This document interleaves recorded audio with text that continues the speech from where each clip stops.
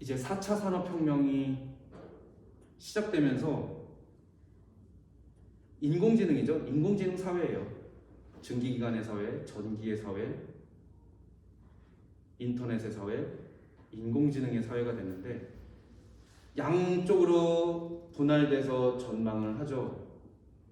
로보칼립스와 로보토피아의 방향이죠. 로보칼립스는 로봇, 인공지능이 지닌 로봇 플러스 아포칼립스라고 성경의 창세기가 제네시스죠.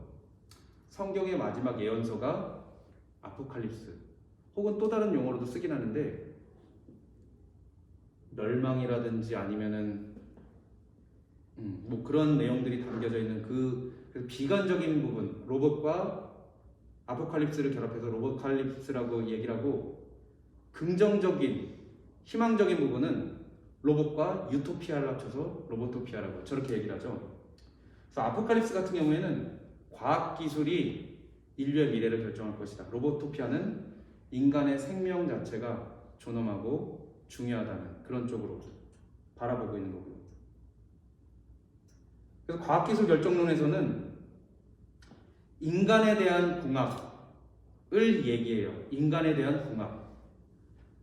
미래 인간의 모습은 포스트 휴먼, 사이보그, 개조인간, 장기 아니면은 관절 이런 것들을 바꿔가면서 눈 이런 것들을 바꿔가면서 영생할 수 있다는 거죠. 인간의 추억, 부모와의 자식과의 추억도 칩을 통해서 유지시키면서 100년, 200년 유지할 수 있는 방향으로 가자는 그런 방향이 아포칼립스, 그러니까 로보칼립스의 방향이고요. 로보토피아는 인간에 대한 존엄성, 인간 그 자체에 대한 의미, 죽음을 숙명적으로 받아들이는 이런 쪽이에요. 그래서 인간을 위한 공학이에요. 아이들은 아이들을 위해서 과학기술이 활용돼야 되고, 중년층, 장년층, 중장년, 청장년층, 그리고 이제 노인층은 노인에게 필요한 그런 부분들이 과학기술이 활용돼야 된다는 거죠. 이걸 어떻게든 죽음을 벗어나서 바꾸려고 하는 이런 쪽이 아니라는 거죠. 그래서 엔지니어링 포 휴먼, 엔지니어링 오브 휴먼 이렇게 나눠지는 거죠. 인간도 바라보는 관점 자체가 다르고, 이런 것들이 대표적인 IT 기업 쪽에서 어떤 분석 자료를 보면은 로보칼립스는 구글 쪽이,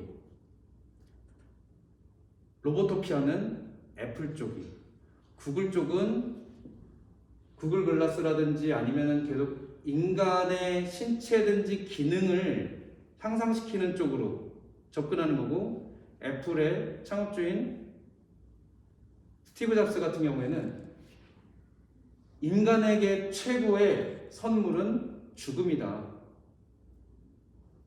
죽음이 최고의 창조적이고 최고의 상상력을 지닌 그런 현상이다. 뭐 이런 식으로 스탠포드 대학의 그 졸업 축사에 그런 내용들이 있었다고 그랬던 것 같아요.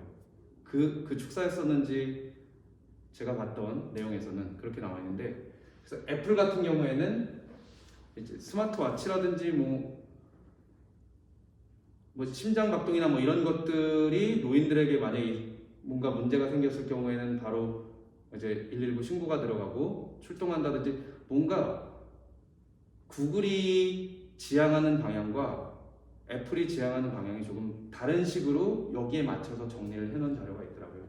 어떤 세미나 쪽이었었는지 그쪽에서 발표하시는 분을 보면, 그래서 교육의 본질과 지식의 본질, 그리고 이제 4차 산업혁명 이후에 우리가 나가야 될 교육의 본질을 생각했을 때는 인간성을 중심으로 해야 되지 않을까.